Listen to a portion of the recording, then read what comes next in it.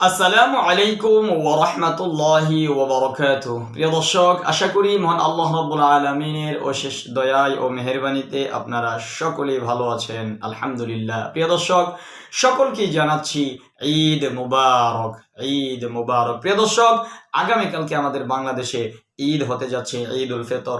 এখন আমি আপনাদের সামনে আজকের এই ঈদের নামাজের নিয়ত এবং নিয়মটি সুন্দর করে বুঝানোর চেষ্টা করব ইনশাআল্লাহ। প্রথমে বলে রাখছি যে ঈদের নামাজ এটা হচ্ছে আমাদের জন্য ওয়াজিব। ঈদের নামাজ আমাদের জন্য ওয়াজিব। এই ঈদের নামাজ বাকি 5 ওয়াক্ত নামাজের মতো নয়। এটি কাজা করার, এই ঈদের নামাজকে কাজা করার কোনো সুযোগ নেই। একটু ভালোভাবে আমরা খেয়াল করবো ইনশাআল্লাহ। ঈদের 2 রাকাত নামাজের জন্য কিন্তু আজানও দেওয়া হয় না। ঈদের 2 রাকাত নামাজে আজান দেওয়া হয় না এবং এতে অতিরিক্ত 6টি তাকবীর রয়েছে। প্রিয় বন্ধুরা, এই বিষয়গুলো আমাদের খেয়াল রেখে তারপরে আমাদেরকে ঈদের নামাজের নিয়ত করতে হবে। আমি আপনাদের বাংলায় প্রথম ঈদের নামাজের নিয়তটি বলে যাচ্ছি।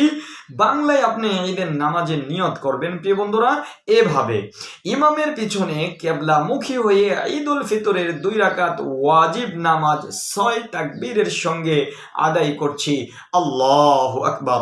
প্রিয় দর্শক, আমরা যারা আরবিতে পারি দোয়াটি সহিশুদ্ধভাবে, তারা আমরা আরবিতে বলবো এভাবে: নাওয়াইতু আন উসাল্লিয়া লিল্লাহি তাআলা সালাতুল ঈদুল ফিতর মায়া সিত্তাতি তাকবীরাতি ওয়াজিবুল্লাহি তাআলা ইকতাইদ বিহাযাল ইমাম মুতাওয়াজ্জিহান ইলা জিহাতিল কাবাতিশ শরীফাতি, আল্লাহু আকবার। প্রিয় বন্ধুরা, এই বিষয়টির দিকে এখন একটু খেয়াল রাখবেন যে কেন আমরা ঈদের নামাজটা পড়ব। ঈদ উল ফিতরের নামাজ আদায়ের নির্দিষ্ট কিছু নিয়ম রয়েছে। নিয়ত করে আল্লাহু আকবার বলে হাত তুলে তাকবীরে তাহরিমা বাঁধতে হবে।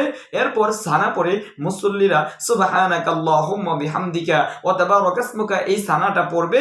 এরপর 3 বার আল্লাহু আকবার উচ্চারণ করে তাকবীর বলতে হয়। প্রথমে 2 বার কান পর্যন্ত হাত উঠিয়ে ছেড়ে দিতে হবে, কিন্তু তৃতীয়বার বলে হাত বেঁধে নেন সবাই।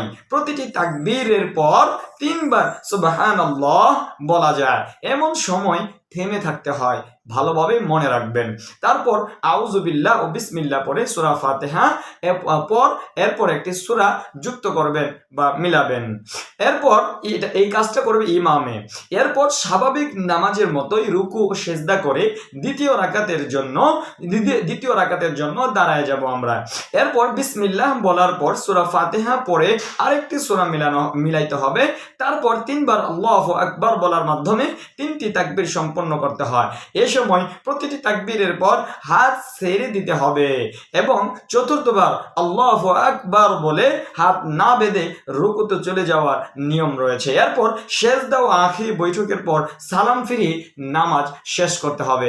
প্রিয় দর্শক, ঈদ উল ফিতরের 2 রাকাত নামাজ শেষে ইমাম মেম্বারে উঠে 2টি খুতবা দিবেন। ঈদের খুতবা শোনা ওয়াজিব, মনে রাখতে হবে আপনাকে আমাকে। খুতবা শেষে সবাই মসজিদ থেকে বের হবেন এবং একে অপরের সাথে মুলাকাত করবেন। যে আত্মীয় স্বজন যদি থাকে তাকে আপনি দাওয়াত দিয়ে আপনার বাড়িতে নিয়ে গিয়ে একটু মিষ্টি মুখ করাবেন। সকলের মাঝে ঈদ ছড়িয়ে পড়ুক খুশি ও আনন্দ উল্লাসের মাধ্যমে। আল্লাহ রাব্বুল আলামিন আমরা যারা রোজাদার ব্যক্তি রয়েছে প্রত্যেকটা রোজাদার ব্যক্তিকে এই ঈদ উল ফিতর কবুল করুক এবং আমাদের রোজাগুলো কবুল করুক এবং সারাটি বছর যেন আমরা এই আনন্দ উল্লাসের সহিত কাটাইতে পারি, আল্লাহ রাব্বুল আলামিনের কাছে সেই কামনাই করছি। প্রিয় বন্ধুরা, পরবর্তী ভিডিও আসার আগ পর্যন্ত আপনারা সকলেই ভালো থাকবেন, সুস্থ থাকবেন এবং সকলের জায়গা থেকে এবং প্রবাসী ভাইদের যারা আছেন সকলকে জানাই আমার জায়গা থেকে ঈদ মুবারক। আসসালামু আলাইকুম ওয়া রাহমাতুল্লাহি ওয়া বারাকাতুহু।